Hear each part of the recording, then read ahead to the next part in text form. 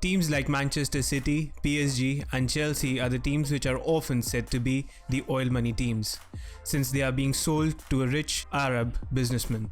This made the transfer market go haywire, where players are purchased at a very high inflated rates, and hence small clubs can't hold on to their top players or buy their potential signings. And now many people think that this might ruin football.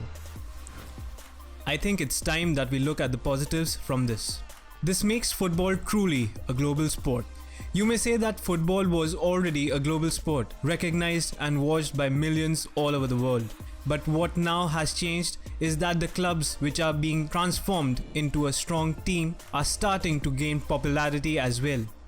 Come to think of it, Man City had absolutely no fan base outside Manchester. But now Manchester is known to have two of the biggest clubs in the English Premier League. And honestly speaking, Man City have won so much in the last decade that they have completely overshadowed Manchester United in terms of playing and winning trophies. These new teams are bringing fans from new countries where football had not much of a foothold. The Arab countries and many countries in Asia like India, Malaysia and China now have dedicated fan community in their countries where people go and watch and show their support to these clubs. This has not only made these teams more popular, but other teams have also gained popularity because football has now truly gone global, making football industry more employable. Due to the reach and popularity of football, sports as whole, the football industry is now employing more and more people into the industry, directly or indirectly. Call it globalization, but football's popularity has made it possible for an Asian man to dream and work for some of the top football clubs.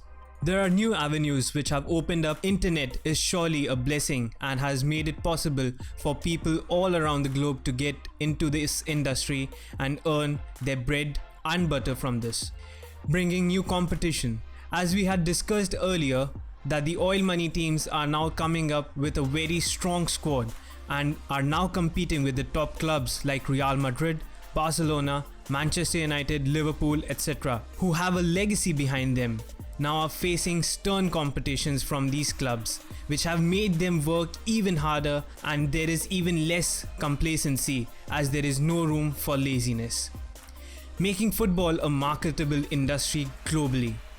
With the rise of the fan base all over the world, football players and football clubs are recognized globally, which means that they can be tapped for being a brand ambassador and launch a product.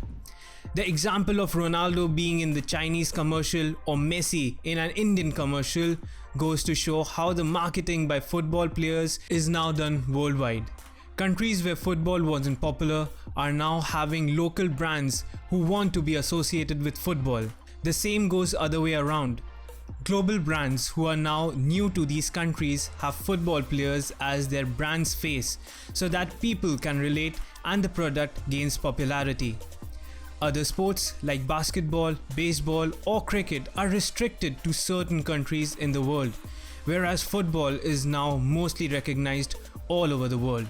Higher wages for the players and more profits for the clubs. The football transfer market has now become more competitive and open. Players are sold for more than what they would have brought their clubs earlier, which now means that the clubs who are selling good talent are making more profits.